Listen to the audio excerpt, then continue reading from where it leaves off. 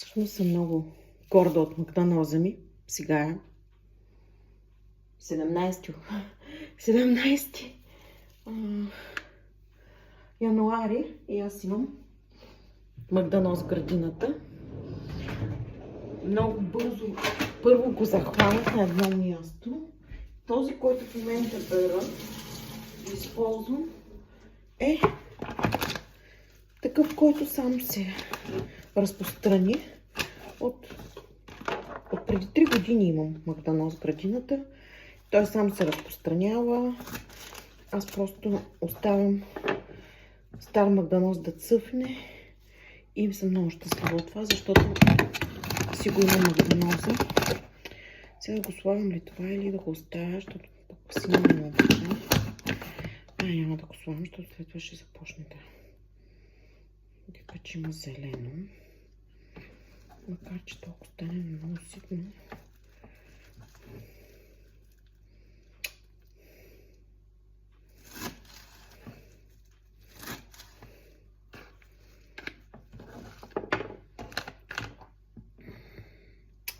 Няма да го сложа Макдоналдса. Той няма да го яде това. Ще го сложа накрая при сервирането. Така. Сега. Или ще сложа малка част, не толкова много. Понеже... Да, малко ще сложа. Ще толкова стане толкова. И вижте сега какво хубаво на цвят зеленчуково нещо ми се получи. Така. Сега, тук трябва да сложа Макдоналдса. Вие всъщност не виждате в какъв хаос готвя винаги. Много съм разхвърлена. Не е добре това, но съм такава и така ще стане. Така ще продължи да бъде. Сега ще наготвя. Ще направя мусаката. Мусаката е никога нито майка ми, нито баба ми са ме учили как да правя мусака. И аз я правя както всъщност сама се научих.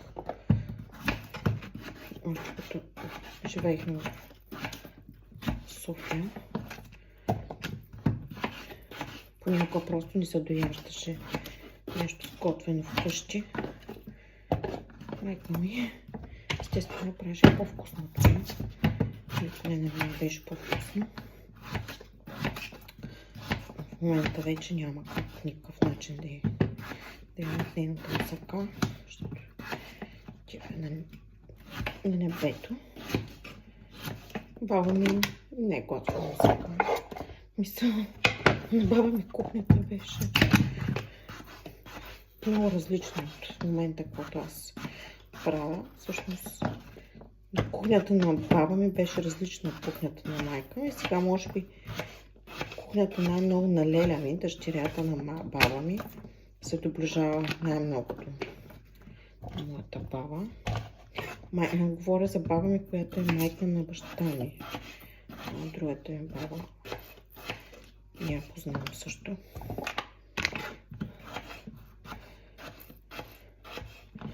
И така. Всъщност около 1 кило картофи. Използвам едни тигани на тефал, които са с махаща се дръжка. И това най-много го обичам при готвенето на мусака, понеже още не прехвърлям това, което правя в някакви други съдове, а си така. Ето ги картофите, нарязани са на купчета. Половин кило кайма. Сина ми обича повече кайма. Повече месо. Сложа. Имам сол, червен пипер. Черния пипер ми е смлян и чубрица. Чубрица, така. И сега съм сложила в тигана една лъжица или лъжица и половина олио. Всъщност с зехтин направя. Имам тук един зехтин.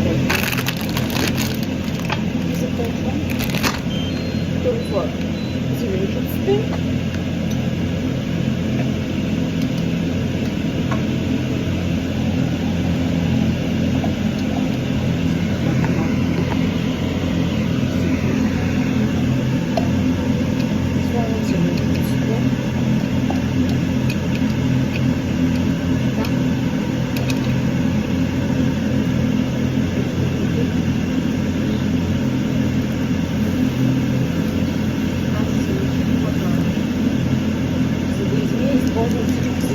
Слагам вода, която ще използвам.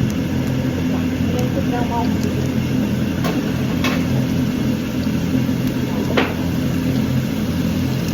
малко долу. Малко. Сега малко вода. Да се задушат. След това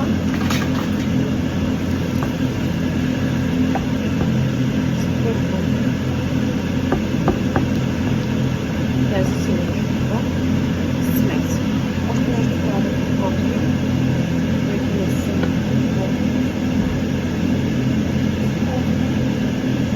един пасата биодомат. Това е доматен сос, без никаква сол. И те са направени от 100% домати. И около 2 евро струва едно. Това аз ги използвам за готвяне, защото няма да търпи да се справя по време на лятото. Готвяне за готвяне. Долу-горе една бутилка не стига за около една или две седмици, като готвянето не си успя. Няколко когато на промоции си вземам просто кремата, за да се подкане на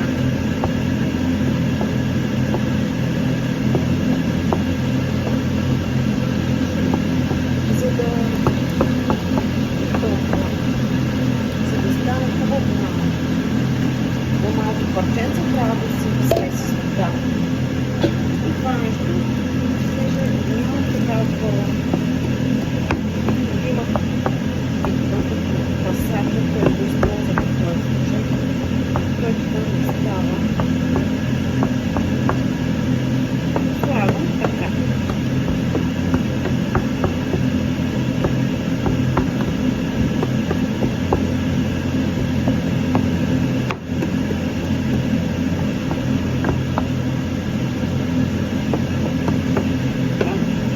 Сега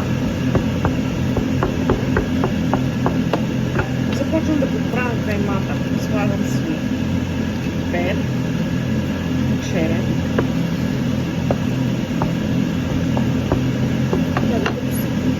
Трябва да стане да не е червена каймата.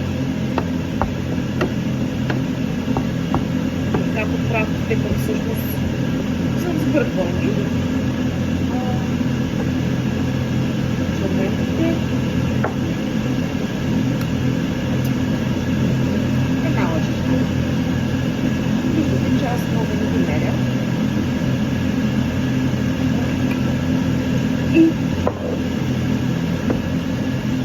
ще сложим доматите сега. Доматите така. Вече 2 лъжици домати. Не много, защото не харесва да има много домати. Сахата. И добавяме картофи. Така, ще се сложим. Чудрица да сложим. Чудрица. Това е. Готова е мацаката. В смисъл за готовката за мацака е готова. Сега трябва да сложим вода от малко. Сега много вода. Сега всичко правя на око. Така, трябва не да покрием, да си я вода, за да може да се свърят картофите. Така че след така. Така. Ето.